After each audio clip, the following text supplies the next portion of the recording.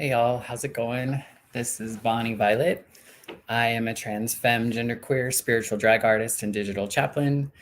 And today it's Tuesday of Trans Day of Visibility Week. And I just wanted to take some time to um, I just wanted to share something that I had written back on February 28th for a story time for here in Boise.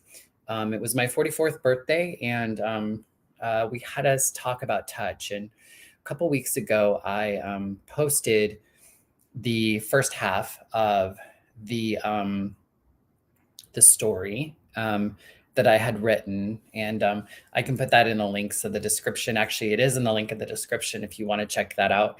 But the first part was really about my experience with touch as a child and in my childhood, and kind of in relation to childhood trauma. And I didn't really want to spend time on that today. I really wanted to talk about a different area, an area around touch in relation to my transition, which happens to be part two of this. And um, so if you do listen to the first part, just know that it is, trigger warning, if you will. It does talk a little bit about childhood trauma and that sort of thing. So I just wanted to put it out there. So right now I'm going to read part two of touch.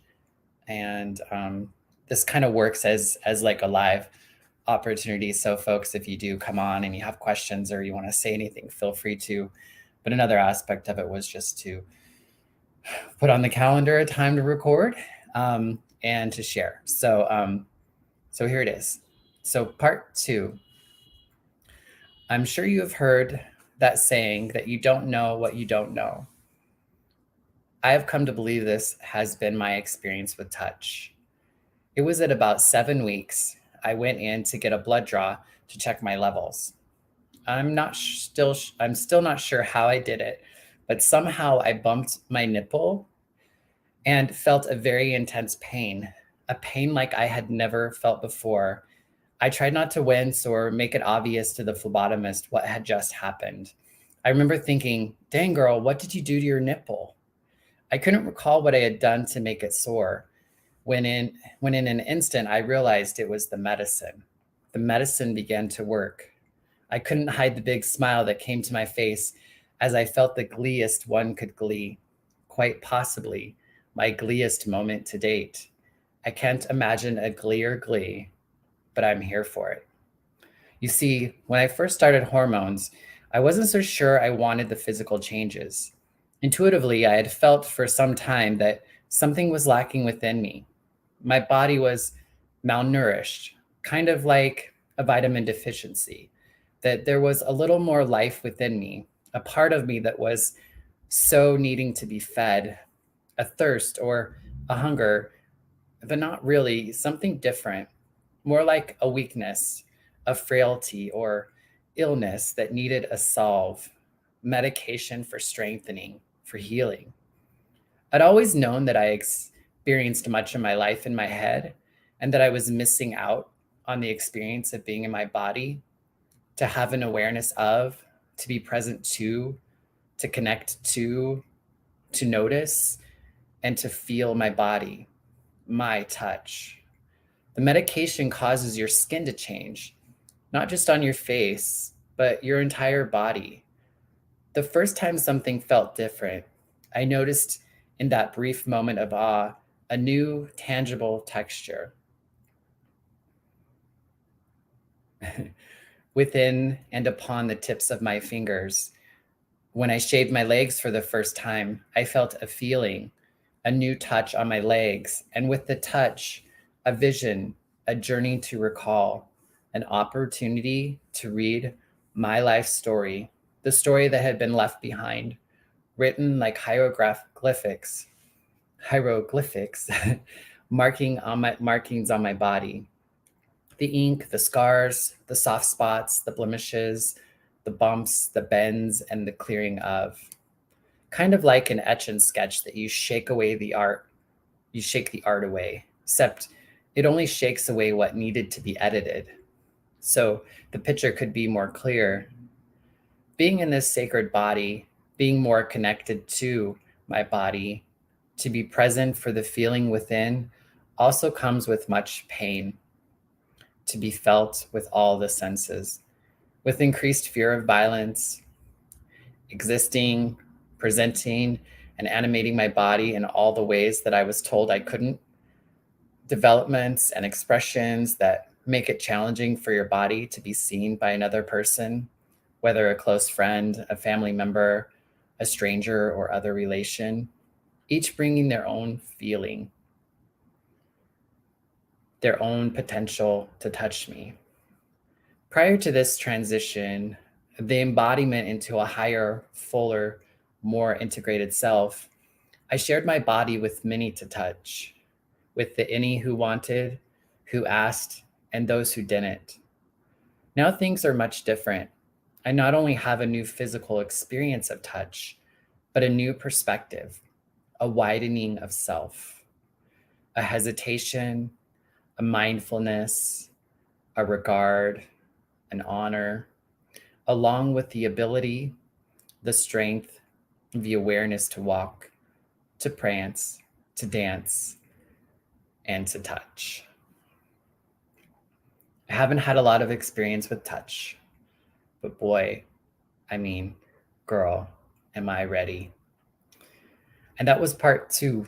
Part 3 is actually something I'm still working on. I found myself when I was at the story night, I had, when I first started, it was this childhood trauma that then led to my transition, which really helped me live in my body and begin to have a more tangible experience with touch.